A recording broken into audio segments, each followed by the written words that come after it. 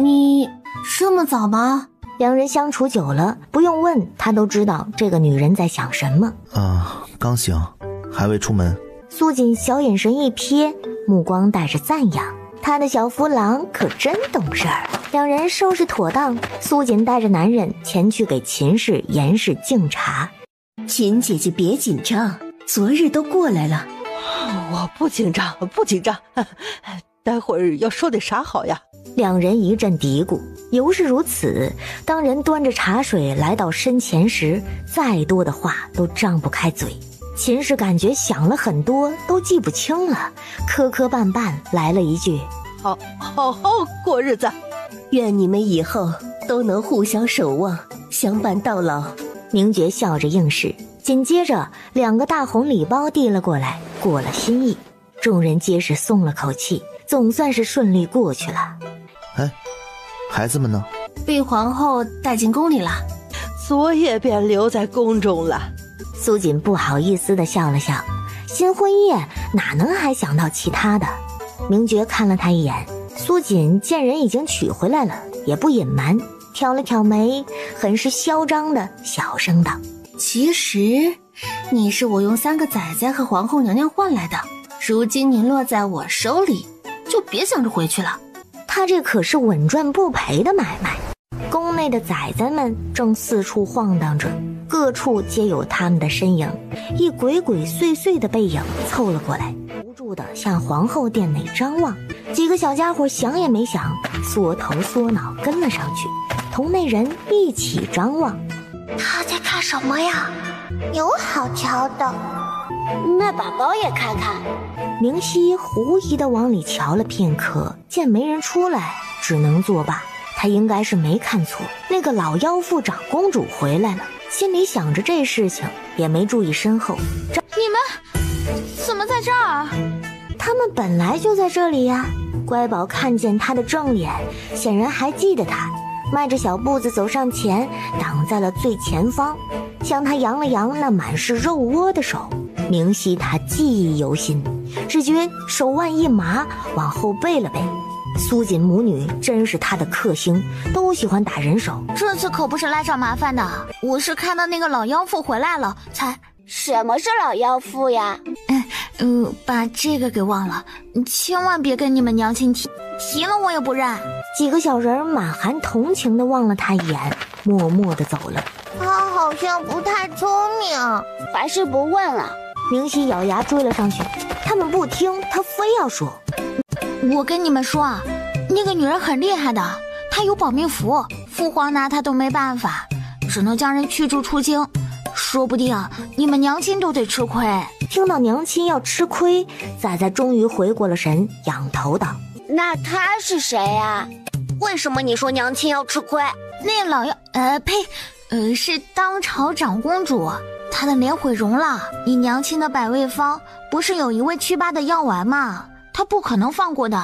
你为什么不自己告诉娘亲啊？我这不是和你们闲聊吗？好啦，我走啦。找苏锦，笑话，多多来不及呢。丝毫没给崽崽反应的机会，昂着头溜得飞快。皇后看着手中的帖子，随意地笑了笑，还是见了他。旭阳长公主半遮面容，一袭宫装华丽隆重，步履极慢，像是随时在宣示自己的身份。皇后轻飘飘看了一眼，便没再瞧。参见皇后娘娘。皇后好像盯着手中之物看入了神，仿若未闻。旭阳深吸一口气，提声重复道：旭阳参见皇后娘娘。皇后似是才看到，语气很是随意：是你呀，怎会无事来京城？滦州离此不近吧？旭阳年轻时不懂事，多有得罪皇嫂，旭阳在此赔罪，还望……皇后摆了摆手，打断道：有事求本宫。是，旭阳想为这张脸向您求得药，还望皇嫂成全。本宫非医者，可帮不了你。说罢，起身就往外走，送客之意很是明显。旭阳虽知事情不会容易，哪想到会这般直接拒绝。太子妃有，只要皇嫂开口。皇后脚下一转，步步逼近，冷笑道：哼，太子妃有，那也是他自己之物，本宫为何要帮你去要？看来你这理所当然将他人之物据为己有之态，多年来丝毫未变呢。哼！说罢，看也不看，徒留人愣在原地。许阳双手发颤，面色不甘，低着头，一言未发。苏锦手里拿着管家送来的贺礼册，随意地翻动着。明觉不知从何处爆出一把琴，指尖轻轻一拨，一道清脆的弦音发了出去。哇，你还会琴？男人勾唇一笑，没有言语，修长的双手轻轻抚过琴弦，来回拨动。苏锦双目一亮，她的琴音不似女子的婉转，很具气势，听得他只想提剑舞上一段。他起身走进房间，在出现时一把长剑随行。明觉抬头看去，眼中的笑意越来越深。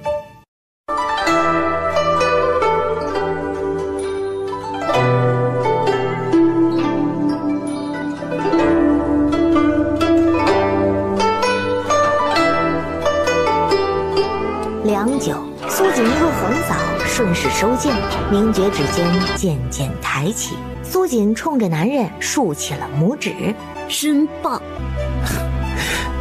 你也棒。之前从未听你弹过，喜欢吗？自然，以后再来啊。好，只弹给你听。两人相视一笑，懒洋洋地坐在院中，悠闲自得，似是有说不完的话，一个愿意说，一个愿意听。不管他说到什么，男人仿佛都能接下去。你之前说的那几五格的汉光匕首，我全买回来了，都在你书房。以后还要什么，就跟我说啊。好，我在太子府附近建了新宅，不久便能搬过去了。以后你上朝近，我们可以两边住啊。日后我早些归家。你会讲故事，会弹琴，还会什么？你喜欢什么，我便去学。仔仔们课业最近有进步，辛苦你了。不辛苦，他们都聪明，像你。女人的话音越来越小，直到一道均匀的呼吸声传来。明觉弯起了嘴角，将人又往怀里拢了拢，微一动身，拿过披风，轻轻掖了掖。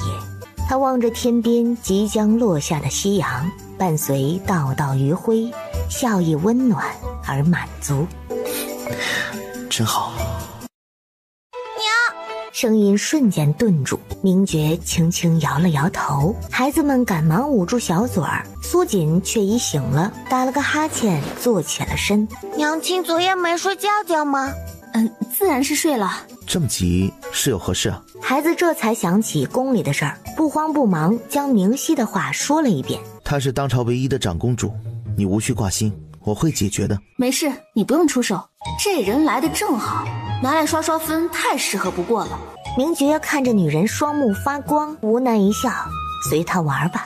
太子妃，这封拜帖是方才送来府上的，言道等您和太子定下时日来府上拜访。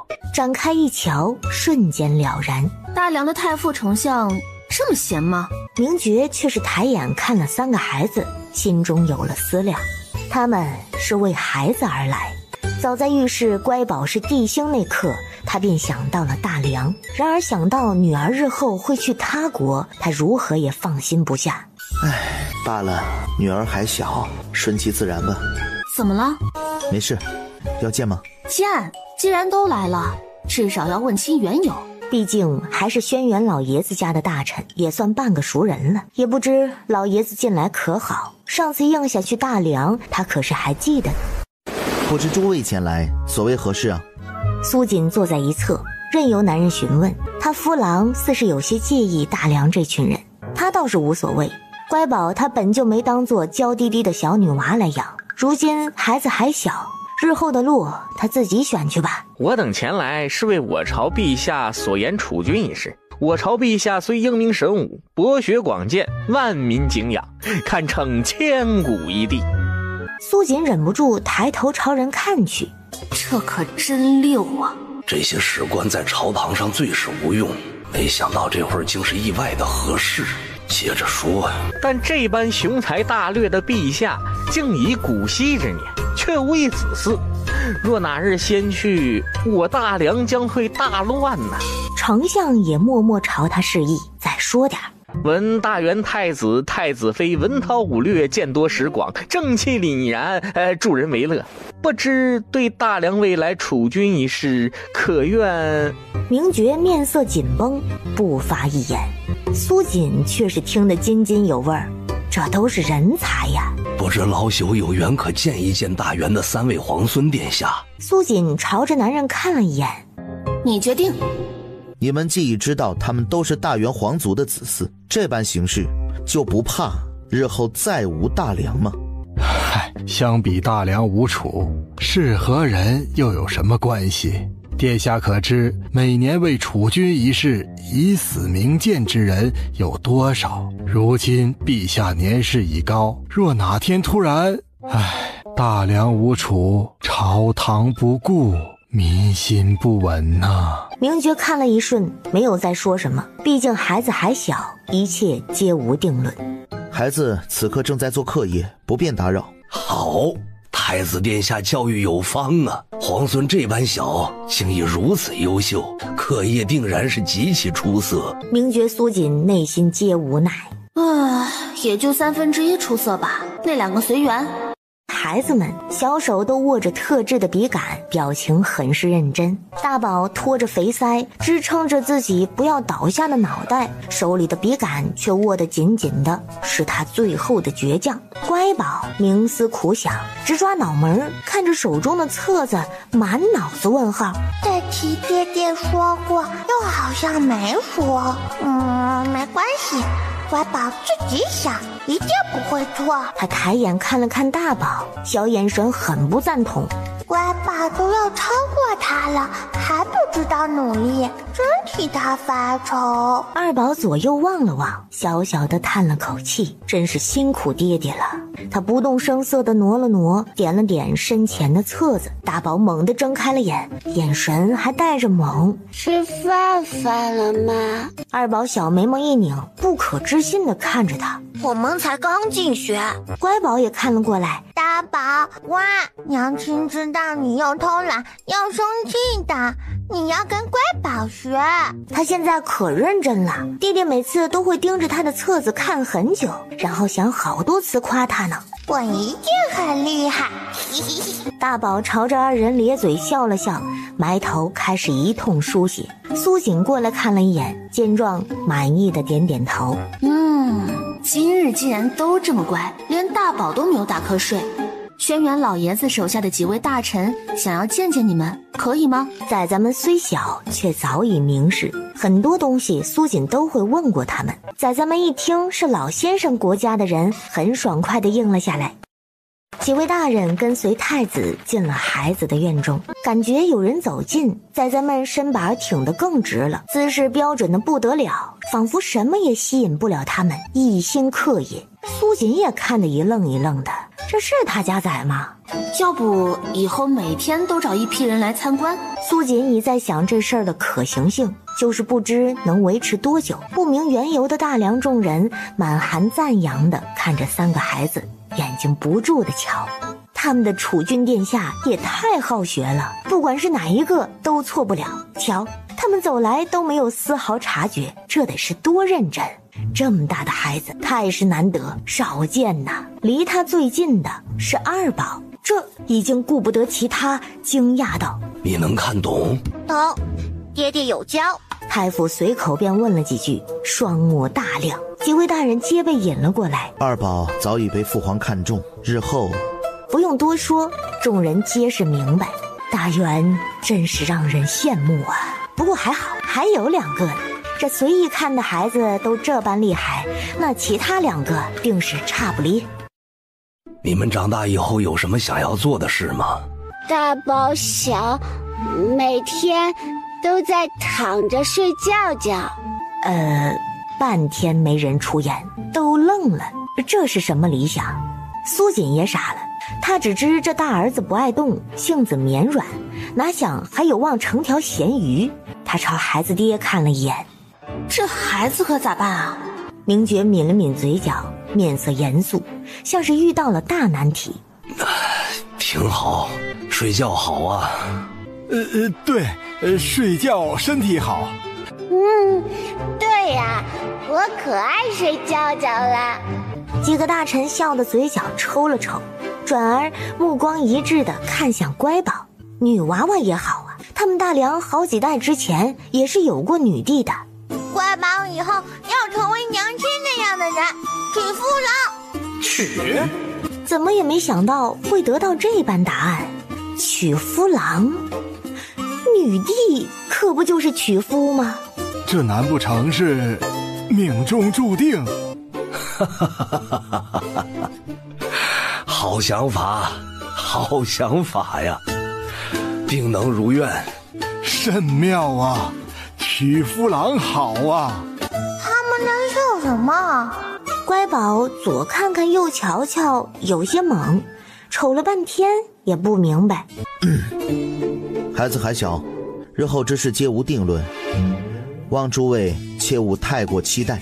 是，太子殿下所言极是，我等绝不强求。太傅情绪高昂，面色发红，不多时搬了一大木箱走了过来，气儿都不带喘，直直走向乖宝。这些但愿能对您日后有所帮助。他总算是有了用武之地，对得起大梁江山了。明觉先一步挡在身前，正色道：这是回太子殿下，这是我毕生心血，只愿他能助储君殿下有所获益。老臣只愿在有生之年，能让自己发挥些余热便可。罢了，你去吧。太傅脚步轻快地走向乖宝，他没注意到的是，一旁的几位大臣手中拿着他们未来小储君的课业册子，愣住了。这和想的好像不太一样啊。这是老臣的宝贝，现在送您，愿您日后能用得上。宝贝，他们可真是客气，还送乖宝礼物呢。小手一点点地打开，太傅圆满了。转而见身旁无人出声，都盯着一物在看，有些疑惑。这是小储君的课业册。太傅一听，定眼去瞧，而这边的乖宝喜滋滋地打开了箱子，幻想是何宝贝，看见的却是满满的书册。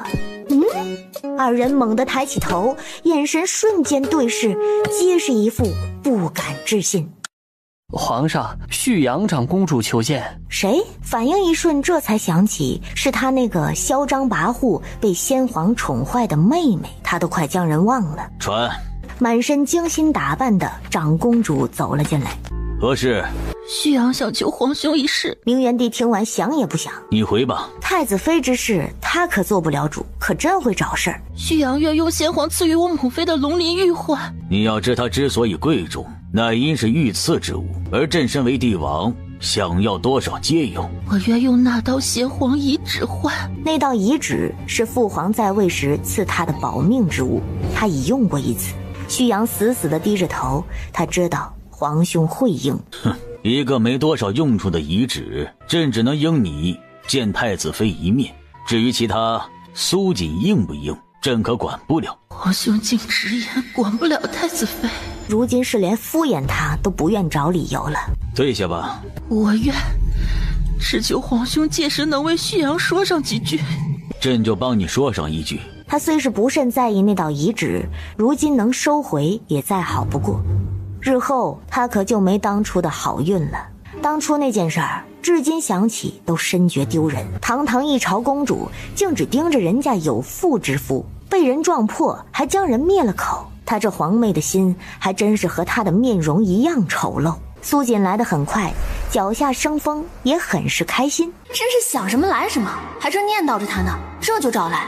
嘿，来活了！常德亲自来请，不用苏锦问，便把事情说了个大概。太子妃，圣上说是让您自己拿主意。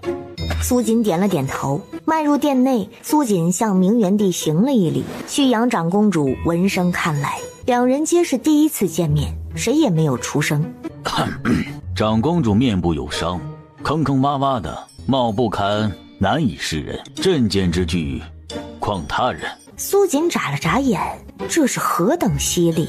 他都忍不住同情一秒了。这般情况，朕只能替他问上一句：据闻你那有可去除之法，自然应与不应皆在你，朕不予理会。说罢，明元帝面色不似方才的和缓，朝着旭阳看了一眼。朕可是帮你说了。好了，朕还有事，这事儿你们自己处理。这道遗旨，朕会派人去取的。苏锦笑着告退，旭阳连忙行礼，提着繁重的裙摆追了上去。太子妃有礼，听闻百味方有一良药，不知价格几何？他的眼神上下打量一番，丝毫没有寒暄之意，直言来意。苏锦理都没理，转身就走。哟，态度很嚣张啊，他喜欢。旭阳如何也没想到他会是这般反应。太子妃竟这般行事，就不怕皇兄怪罪？我不怕呀。旭阳死死地瞪着苏锦，咬牙道：你要多少才肯与我？你说。一个商贾之人眼里无非就是钱，就算他狮子大开口，他也忍了。你看我像是缺钱？他不经意朝着一旁的暗处躲着的人看了一眼，嘴角一勾，倒也没理会。他沉下心，左右看了看自己的手，似是不太满意。昨晚都给他家夫郎背上划了一道印子，可心疼死他了。手往后一摸，一把短臂出现在手中。唉，凑合用吧。慢条斯理地磨着指甲，很是认真。对面的旭阳长公主却是气得手下发抖，她从未见过这般油盐不进之人。身为太子妃，面圣之时怎能携带匕首？都无人教规矩吗？太子妃若是不嫌弃，小女何宁可为你指点一二。她自小聪慧，学什么都又快又好。何宁是那个曾来自己百味坊闹事，被他家夫郎弄走之人。你想法挺好的，屎壳郎也觉得他的孩子哪哪都香呢。你简直……他何曾听过这般话，捂住心口，气得话都说不全。走啦，浪费我时间，你可真是无趣。快来呀，拿出你长公主嚣张的气势，对我动动手啊！旭阳长公主显然气狠了，这会儿见人就要走，赶紧上前一步。苏锦面色一喜，是要开始了吗？我怎么说也是皇室长公主，看在皇家面上，你何必如此冷血无情？传出去倒是显得小家子气，叫人看笑话。若是这脸再无恢复的可能，倒不如一死了之。届时你太子妃逼死长公主，名声也定是不好听，有损皇家颜面。系统，这算是道德绑架吧？是的，宿主，不要犹豫，快怼回去，虐诈嗨起来！苏锦故作神秘地看了看旁边，好奇道：你与人偷情，被人捉奸在床时是何感受啊？当日为何没想到皇家颜面？怎么现在想着捡起来了？你放肆！苏锦翻了个白眼儿，语气不急不缓，重复道：你与人偷情，被人捉奸在床时，你给我闭嘴！他宛若疯了般冲了上来，高高的扬起手。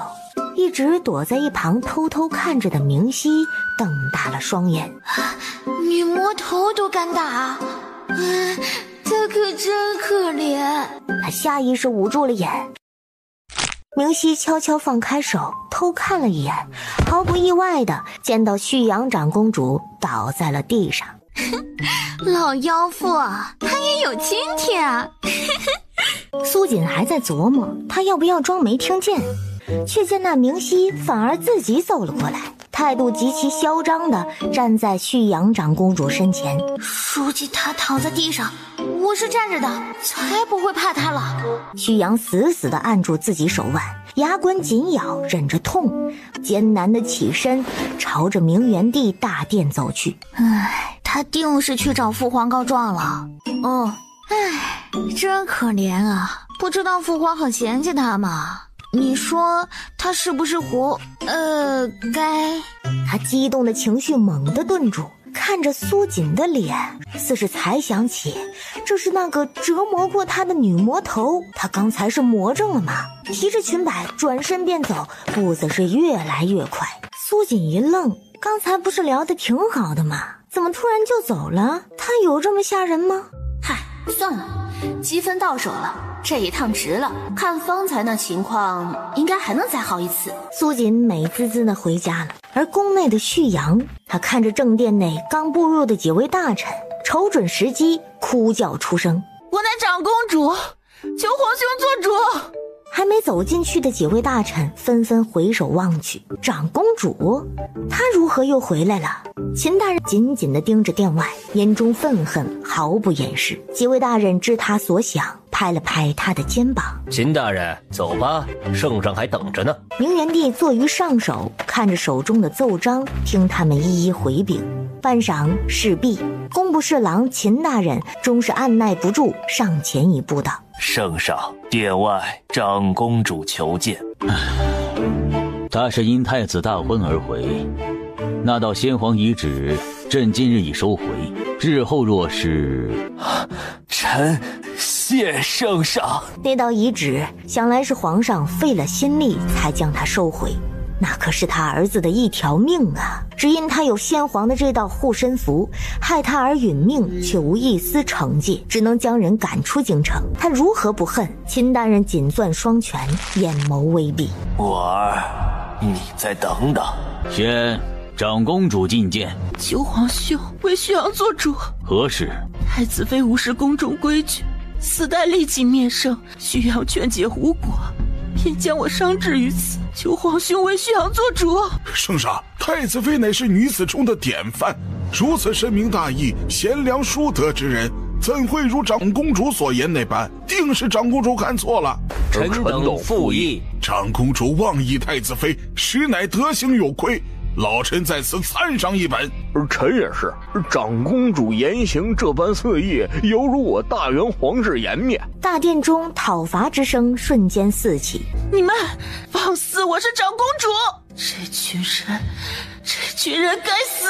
好了，先不论太子妃手中有无匕首，就算有，那也是朕御赐之物，准他防身之用。你那伤，朕瞧着也是自己摔的，日后切不可再妄言。没事儿就回滦州吧。旭阳长公主不可置信地看着这些人，又是这样。她闭上双目，咽下了眼中的愤恨，垂着手，像是没了痛觉，一步步走出了宫殿。自方才便一直沉默不言的秦大人，此时豁然抬起了头，幽暗的目光直直地望着离去的背影。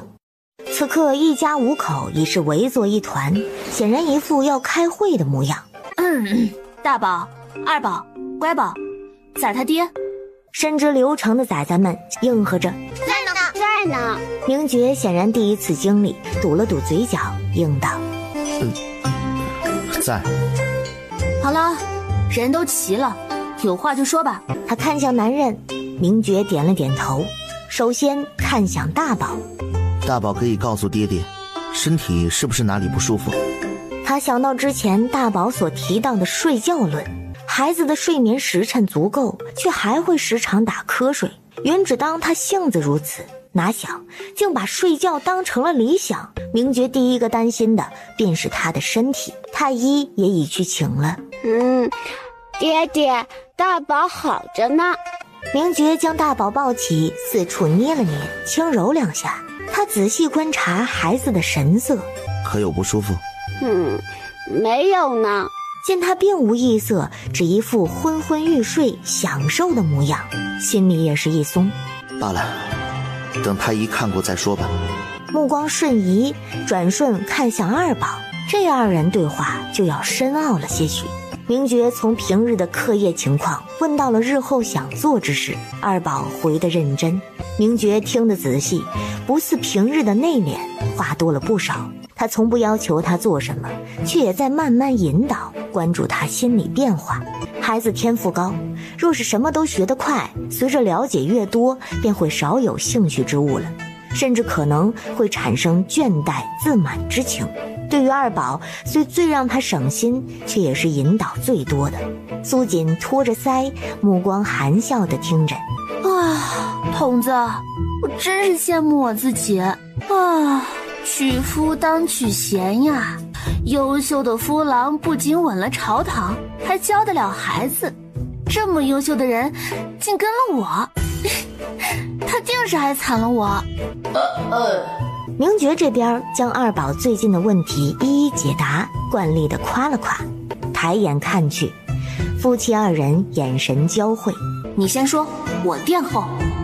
明觉面色严肃地转向女儿，这才是今日的大问题。乖宝，课业上爹爹是不是说的不明白，所以听不懂？我都会呀，爹爹你每天还夸我呢。乖宝很厉害吧？他每次都写得满满的，觉得自己可厉害了。明觉抿着薄唇，心中很是复杂。女儿确实已经很努力了，想着怎么说明白，又能不让小家伙丧失进学的心。苏锦实在看不下去了，显然两人不在一个调上，一个过于自信，一个过于担心。这男人对孩子心软的不行，舍不得一句重话，还得他来。乖宝，你上次的考教一个都没对，你知道吗？乖宝捂住嘴，有些懵。来，你跟我说说你是怎么想的？你爹爹那么辛苦的教你，完了还要再花功夫给你和大宝开小灶，你娘我都没这待遇。明觉微咳一声，苏锦暗中看了一眼，继续道：以后啊，10个数以上的东西娘都不会再给你，那些个美美的蝴蝶裙、小珠宝都没了。为什么不给乖宝了？我很乖。10个数以上的东西给你了，你能数得明白吗？别人拿了你宝贝，归时还少了一半，你能知道吗？你不知道。乖宝会数，就因为你会，娘才更生气呢。明明会，为什么写错？你是不是觉得自己当了小仙女就膨胀了？自己想的都是对的，就按照想法随便写呗。你要是那么厉害，你爹还教你做什么？明觉看了一眼，没有打断他，背过了身。娘知道你们聪明，你和大宝哪个都不是小笨蛋。你们若是告诉我就是不愿意进学，不想爹爹教了，你说出来嘛，我立即答应。以后爱怎么玩怎么玩，爱怎么睡怎么睡，当个小傻子，娘也养着你们。但是若是选择学了，就给我好好对待，不准再白白耗费你爹精力，听明白没有？话音落地，目光严厉地看着两个缩着脑袋的崽崽，也没再说，就这么看着，等着两个孩子的反应。一旁的二宝同他爹一样，背过了小身子，一大一小，神情出奇的相似。大宝小小的挪了挪，轻轻拉住苏锦的衣摆。娘亲，大宝以后乖，不偷懒了。娘亲不生气了。娘不指望大宝以后满腹经纶，成为像你爹那样出色的人，但要把这些该学的都学了，其余偷懒也是可以的。我们大宝开心就好。好。苏锦忍着笑，拍了拍怀里的人，将人放下，转头看向那还在憋泪的小人儿，故意道：看来你是决定不再进学了。这样也好，你爹爹也能少花点心思。走吧，以后就不要来这里了。大宝他们进学，你就在外面一个人玩吧。娘亲，我没有，乖宝要学。以后还会不会自己瞎写？娘亲，乖宝没有瞎写，只是想错了。行，认识到自己是错的就行。以后你爹爹教你的，会不会认真记下？乖宝会认真记。苏锦满意的点了点头，这个女儿想法太发散，要是没个人收着，她能蹿上天。不过也不能打击太过，小孩子的奇思妙想有时也是最可贵的，不怪那个男人怎么也开不了口。知错能改就是好宝宝。乖宝现在的想法，娘亲觉得很棒呢。这是属于小仙女的法力，只不过要先收起来，需要长大些才能用。他看了一眼侧身注意听着这边动静的男人，低声道：现在咱家最厉害的是你爹，他可是娘亲特意寻回来的大仙男，这是我们之间的秘密，你多跟他学学，以后长大成大仙女就厉害了，好吗？乖宝长大会很厉害吗？那当然会厉害了，不过还要看你跟爹爹学了多少，越多越厉害。好。苏锦满意的点了点头，朝着男人看了一眼，剩下的交给你了。背着手拿捏着气质，表情严肃的走了出去。哎呀妈，这真是养孩子真不容易啊。京城郊外清平关，毫无征兆，一道火光直冲天际，熊熊大火瞬间照亮了整个黑夜。关内之人似是无所觉，竟无一丝响动。待人发现时，早已没了救助的可能，只能看着清平关一点点消失在火海中。明元帝一早便得了消息，面色大惊，焦急道：道长呢？道长可有事？回圣上，道长未寻到。什么叫做未寻到？给朕找！道长定不会有事的。是。没找到也好，至少人是没事儿，也不知道长身在何处。苏家这边也得到了消息，放心吧，不会有事的。道长的本事安全得很。今天是大婚的3日后，苏锦郑重地挑选了礼物，把自己收拾得很是体面。仔细打量了一番身旁神采依旧的男人，满意的点了点头。很好，将人养得不错，皇上皇后应该是能放心了，人交给他亏不了。明觉发现自一早这女人便不停地打量他，还是问了一句：可是有何不妥？没，好着呢，走吧。孩子们见状也不甘示弱，整理着自己的衣服让娘亲看看。我们今日好看吗？苏锦低头认真地和明觉说着话，头也不抬，敷衍道：你们好看，好看得很。皇宫内，皇后早已做好了准备，今日可是她皇儿出嫁后第一次回来，自然是要郑重些。嬷嬷，你说本宫今日装扮是不是太过隆重了？会不会看着不好亲近？娘娘无需担心，您这般呐，太子妃定是明白您的看重之心。若是娶媳妇儿，何须想这些？可如今也不知她皇儿习不习惯，心里会不会有落差？毕竟这成婚后可不比以往了。而正被他担心的明觉，此刻已经进宫了。男人轻笑出声，眼睛深处似是藏了星光。身旁的女人凑了过来，不知又说了些什么。明觉嘴角的笑意越来越大。爹爹笑得可真开心呢。爹爹可真会讨娘亲喜欢。走在后面的三仔暗搓搓盯着，小手一抱，对视一眼，不高兴了。他们加快脚步，小短腿往前凑了凑，踮起脚尖，想听到娘亲在说什么。宝宝也想听一听呀。苏锦超小声道：你看我说的吧，他们一定会过来听。你输了。男人没有反驳，笑着点了点头。直到踏入皇宫殿内，明觉眼中的笑意还没有收敛。皇后一眼便瞧见了，忍不住多看了2眼。婚后的男人都是这般模样的，瞧这容光焕发的，滋润的不得了啊！哪里还需要为什么？白替他担心了。崽崽们对视一眼，动作很是迅速的将皇后围了起来，叽叽喳喳，仿佛有说不完的话，丝毫不让爹爹有接触的机会。皇祖母，皇祖母，你是不是最爱宝宝呀？皇后已是两眼晕乎乎，心肝乱颤。哎，最爱我乖乖们了。那爹爹呢？皇后笑开了脸，想也不想的便道：皇祖母只爱你们，我的小乖乖。这会儿有了乖乖孙，哪里还顾得上看其他人？崽崽们嘿嘿直笑，小表情有些嚣张，不时回头看一眼爹爹，顺势爬上了皇后的腿，昂着头凑上前猛地亲了一口，眉毛一挑，盯着明觉，眼神带着小挑衅，很是得意呢。明觉轻笑一声，有意逗他们，故意向着苏锦靠近了些，抬眼看了过去。崽崽们一猛，毫不示弱，吧唧一口又亲在了皇后脸上，想着还不够，嚣张的摸摸连亲好几下呢。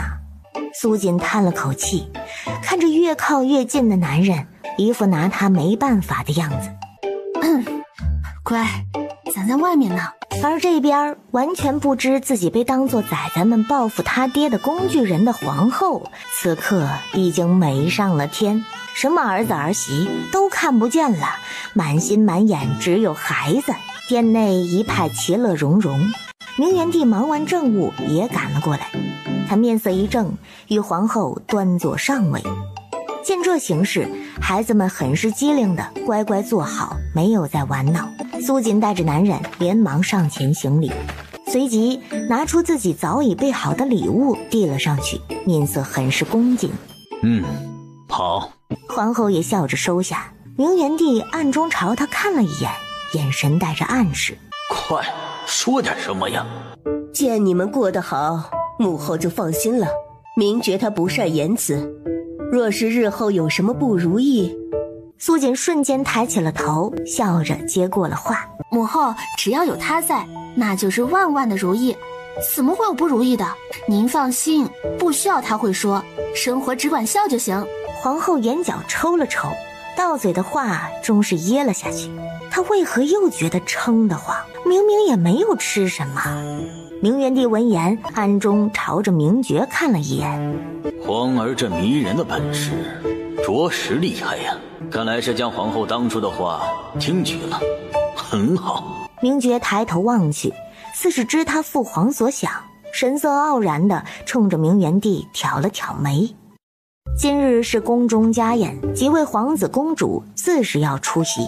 苏锦也是第一次见全了宫中的皇子们。大皇子早已驾鹤归去，自是不提。二皇子明禅为人生性风流，不受拘束，时常为以走商之名游走全国。近来因太子大婚，方才归来。此刻他看着手中之物，这才想起他这六皇帝婚事与他人不同，自是该太子妃备礼。明禅谢过太子妃。明觉看了一眼，状似无意上前一步，正好侧身挡住了苏锦的视线。别笑，丑。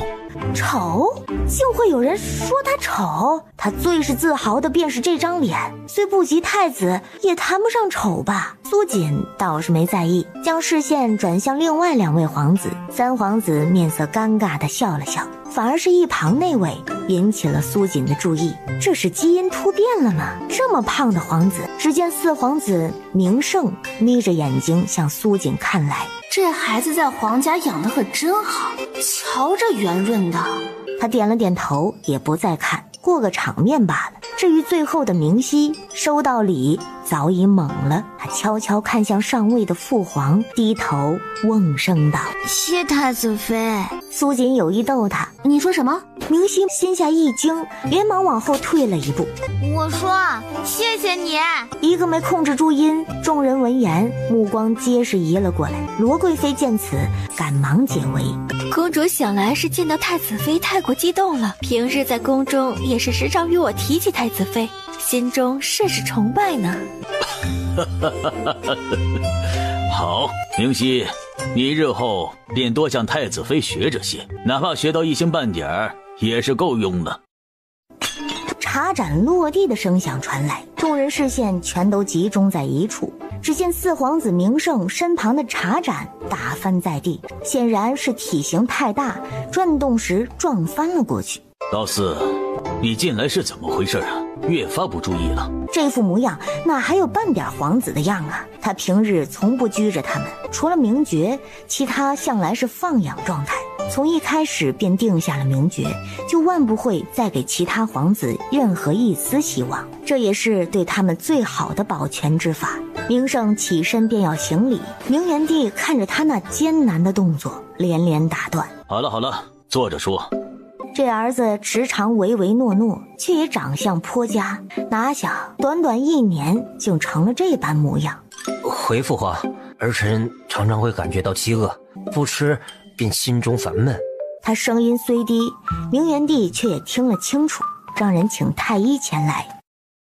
圣上，四皇子脉象无异，只需控制吃食便可。明元帝闻言有些失望地叹了口气，堂堂皇子竟连口腹之欲都控制不了，实在是荒唐。你自己控制些。既身体无病，他也不愿再说。明胜低着头诺诺地应了声是。明觉扫了一眼，神色毫无波动。他是不是欺负你了？男人虽只是扫了一眼，但是苏锦确定他不喜欢这人。明觉看着女人表情越来越严肃，忽然就笑了。没有。明觉心想，他怎么会再给人机会？真的？有妻主大人在，谁能伤我？还在外面呢，别撒娇。行吧。宫宴散去，苏家五口却没有离开，言道要在这宫中住上一晚。皇上皇后抱着孩子乐呵呵地离开了，众人也一一散去，唯独四皇子明胜行动缓慢，这才被宫人扶了起来。待他再抬头，人早已离开。明胜面无异色，搭在宫人身上的手却在一点点用力。皇子府内见四皇子归来，一女子微提裙摆，小跑着迎了上来，眼神满是爱慕之色。日后不许来此岛。轻舞摇了摇头，媚眼流转，娇嗔一笑：殿下，妾想你第一眼便看见我。他似是毫不在意明胜外形如何，半依在他身旁，时刻流露着爱意。明胜长长的舒了口气，也只有在轻舞身旁，他方能有片刻的欢愉。殿下，妾有准备好膳食，您尝一尝，合不合胃口？这些事让下人去做，本殿会心疼。妾只要殿下开心。明胜语气含笑，宠溺道：那本殿倒要尝尝，今日又是何佳肴，劳我五儿费心。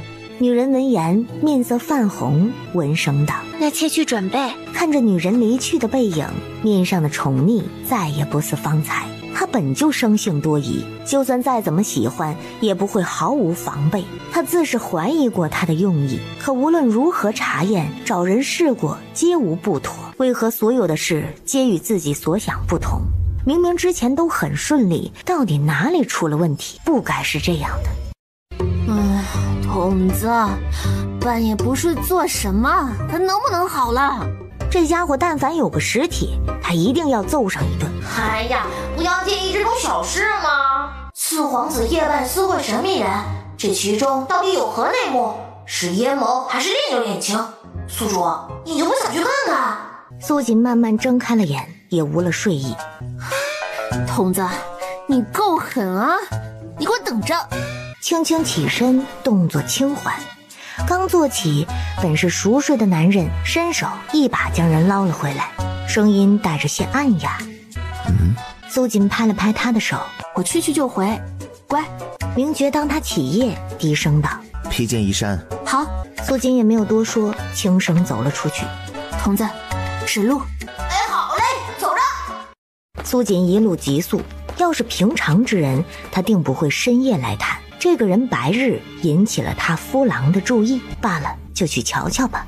参见殿主，殿主，属下已探情，五夫人在外并无亲人，平日同外人也无接触，她随身的婢子来报，一切无异。看来是他想多了，可他这心头总觉得哪里不对。细想下来，似乎在几年前明觉那次遇刺后，所有的事儿便像脱缰的野马，没了头绪。他那大哥明艳也是突然死去，这么好的踏板竟这般没了，可惜那些筹划皆已无用。有没有查清楚苏锦的来历？他的那些财富从何而来？这个女人财力惊人，那般钱财若是自己的……殿主，属下只探到他产业颇多，其他皆是无果。本殿要的是结果，不是你这些废话。若再办不妥，自己去领罚。属下办事不力，请殿主息怒。本殿身旁从不留无用之人。有一事，属下深觉有意。苏锦曾离开过大元一段时日，去处未明，似是掩了踪迹。明胜眉头一拧，手向后一背，一甩袖，摆冷酷道：查。苏梁上君子锦。哎呀妈，筒子，说真的，他这气质拿捏的死死的，若不是看他这身形，我还当是什么霸总呢。宿主，咱是不是来错剧场了？这应该是废柴皇子逆袭龙傲天剧组，我们走错场了。还不等他们笑完，只听下方又道：殿主，近来春风楼生意已是不如以往，您看要不要？不必，暂时不要妄动，让他们进来都注意这些。不知为何，他总有种在他人视线下的错觉。春风楼，这名字一听就带感。看着下方之人已汇报完毕，将要离去。筒子，快将我的那身行头找出来。积分啊，我来了。苏锦双手环抱，满意的踢了踢脚下的人。你是何人？我啊，你难道认不出来吗？那人瞳孔发颤，咬紧牙关，却仍旧没有叫出声。啊，别怕，我不是坏人，就想请你帮个小忙，完事后定将你送到该去之人的身旁。苏锦眨了眨眼，似是想到什么，手一伸，一个核桃出现在掌心。没找到合适的，你先忍忍。反手一个核桃砸在了他的脑门上，那人猝不及防，就这么挨了一下，脑瓜子嗡嗡作响，差点当场去世。苏锦见他没晕，满意的点了点头道：系统几分？有6个积分，与方才差不多。宿主真是人才呀！苏锦思绪转了转，在人还没反应过来时，又一个核桃砸了过去。你小样，头还挺铁啊，竟还有力气说话。他挑人的眼光果然准，要是那个胖皇子，估计一个回合人就没了。宿主，这次只有5积分，看来得换着花样来。懂了，小意思。良久，地下的人死死地瘫软在地，满头肿包，已然看不清原来的样貌，一动不动，眼神麻木地盯着天上的弯月，时不时还抽动2下。宿主，再继续也没分了，毛都薅秃了。没事儿，还有机会。那什么春风楼应该很多只羊吧，再去带。正在他得意之时，忽的神情一顿，有人来了。他猛地转身，目光犀利地看着某处。他戴着面具倒是不怕，也没想着躲，瞅了眼还在傻乐呵的系统道：有人。我知道呀，你男人嘛。苏锦脚下一滑，险些气撅过去，顾不上骂系统，身子一转，只想赶紧溜。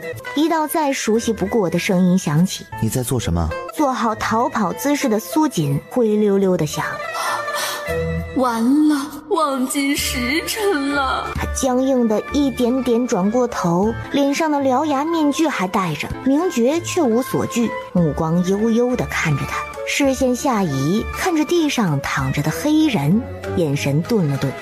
系统，你没了！不是宿主你自己说的，你家男人来了，不用通知你吗？因为你们自带心电感应啊。那不是在吹牛吗？你怎么还当真了？苏锦嘴角抽了抽，无话可说，咽下了这自酿的苦果。他悄悄地抬起头看了一眼，见他家男人直直地看向下方。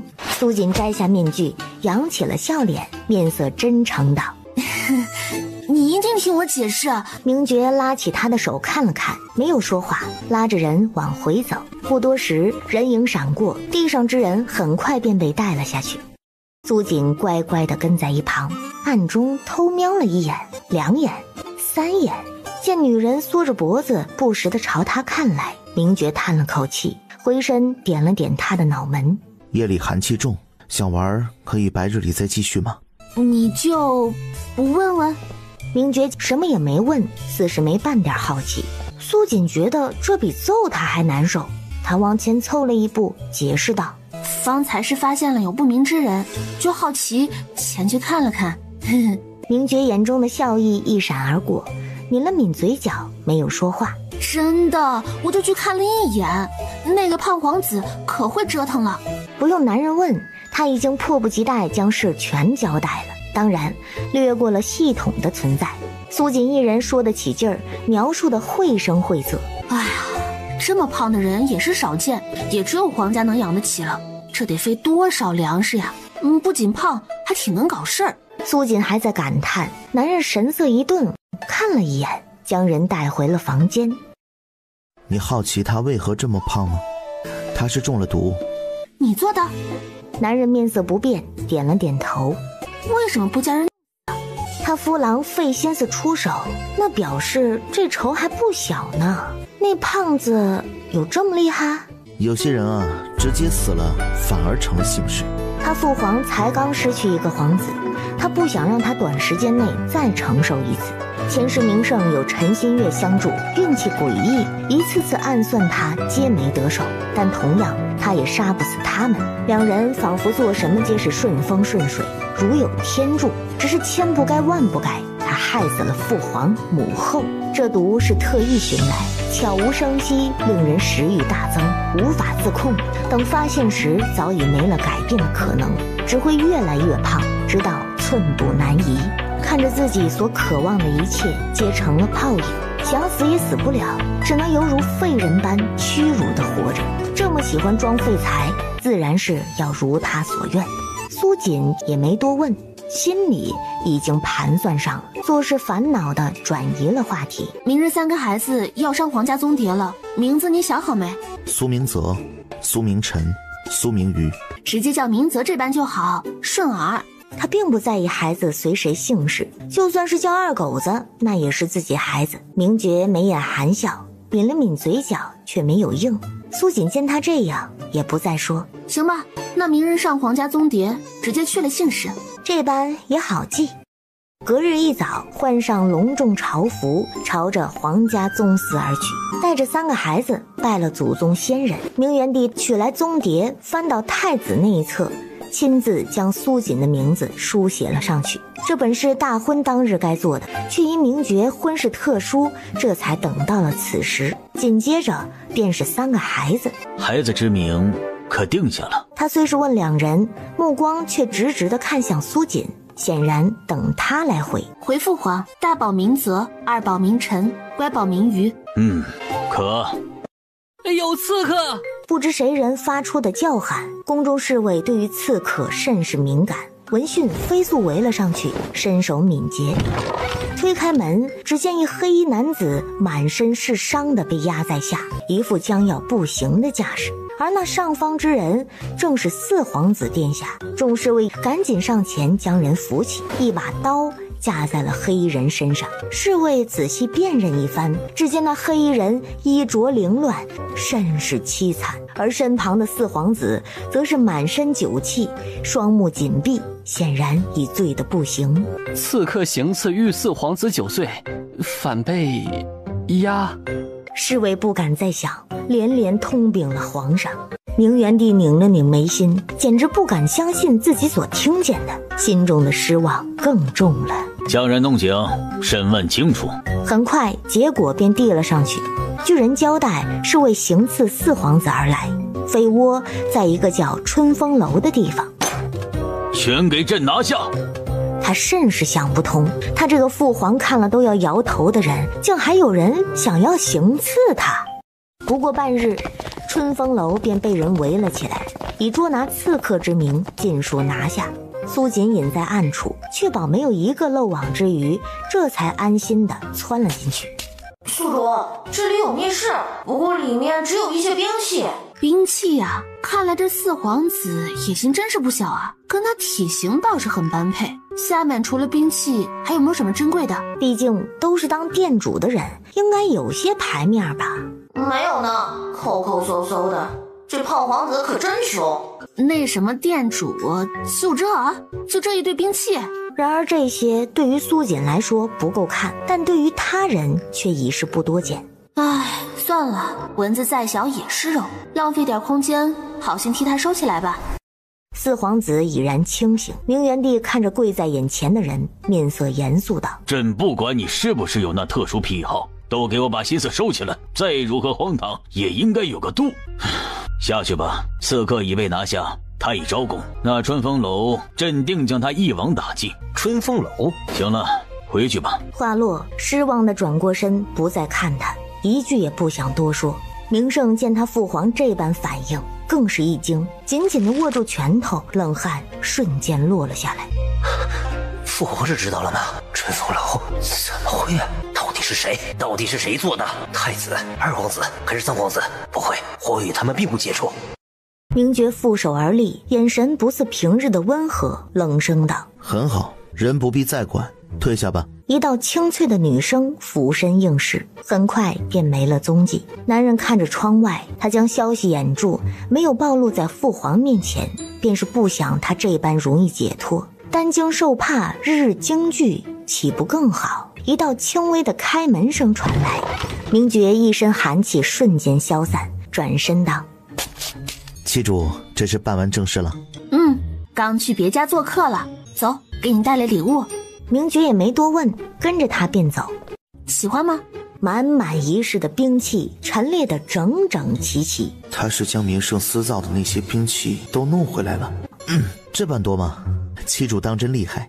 喜欢就好，小玩意儿你拿去玩。苏锦见他低头一一看去，还当是对这些感兴趣，暗暗记在了心中，日后得留一些，给他打造一批更好的出来。哎，那些个兵器都不是多好，以后我再给你弄更好的来。他说的随意，明觉却是抬头望了过来，这一批兵器可不好造啊。显然明胜费了不少的心思，那我就等着七主大人的惊喜了。他深知与他的相处之道，应得爽快。苏锦脸上立即扬起了笑意，满意的看了他一眼。哎，包在我身上。明胜的什么楼已经被封了，你知道他哪里还有产业吗？都解决了。能告诉我那个胖子到底如何欺负了你的吗？他家夫郎这般强，显然那个明胜举动皆在他视线之下。既然这般，为何还要费心思？想知道啊？就是好奇。明觉将他发丝往后拢了拢，心中带着些复杂。你会害怕我吗？死后又活过来的人。啥？这如何能转到这方面的？怎么会怕他？妖宠的新手段？想也不想，很是硬气的捧着男人的脸，来回摸了两下。够了没？是觉得我平日不够宠你？这怎么都会说反话来刺激他了？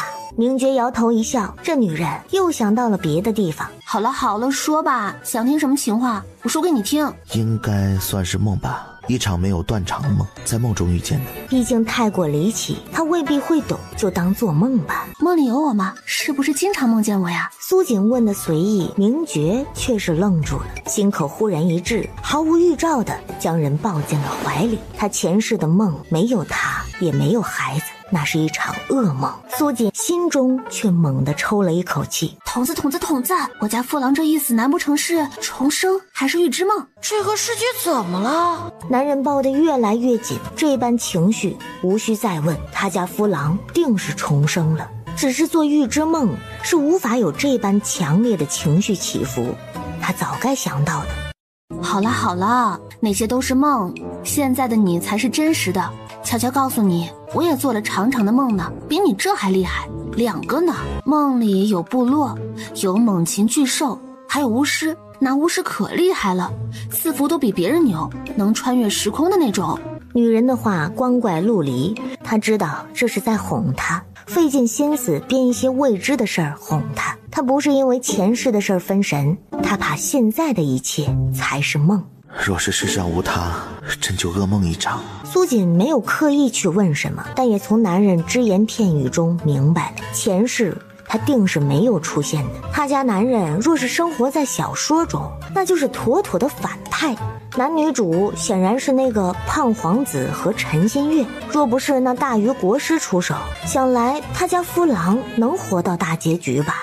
苏锦拉着明觉就是一阵温言细语，直到听见男人控制不住的低笑出声，这才满意的给自己点了个赞。明觉早已没了情绪，却抱着不撒手，嘴角的笑意却越来越大。宿主，你家男人根本不需要哄，是装的，我看见他还在笑呢。单身桶就是没见识，这叫情趣，关键是这哄的过程。哎呀，算了，说你也不懂。说完又拍了拍明觉，凑上前亲了亲，说2句逗趣的话，惹得男人眼眸深处的光更亮了。太子妃，这是这一届芳华宴的帖子，您看有何不妥？苏锦这才想起这是皇后交给他的任务，每年都会举办的宴会，直白点儿，也就是所谓的才艺大比，往年都是皇后操持，这一次直接交给了苏锦。随意的接过帖子，还没打开，眼睛便被晃了一下。要这么闪吗？稍微低调点，不用那么闪，其余皆可。制作好便派出去吧，知会下去。这次规则改，准备些有新意的，不限琴棋书画，只要出彩即可。苏锦拖着下巴想了想，望着那空间的一堆宝石，来了想法。萧管家应声告退，下去准备了。